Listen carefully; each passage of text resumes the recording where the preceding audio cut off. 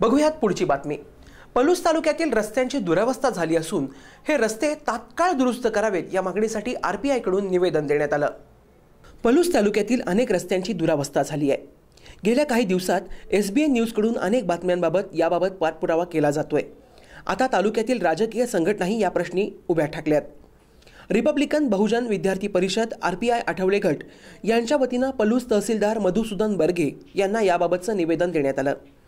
यामध्ये पलूस तालुक्यातील पंचायत समिती अंतर्गत येणाऱ्या सर्व रस्त्यांची दुरुस्ती करण्याची मागणी करण्यात आली आहे।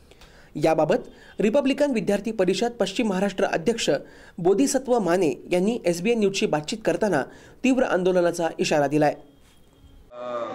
अंकलखोप म्हणजे आमनापूर अंकलखोप रस्ता, तसेच आमनापूर धनगाव रस्ता, धनगाव भिलवडी रस्ता, भिलवडी खटाळ ब्रह्मनाळ जाणारे रस्ते अतिशय निकृष्ट दर्जाचे झाले असून अपघाताचे मृत्यूला आमंत्रण देणारे रस्ते पलूस तालुक्यामध्ये झालेले आहे।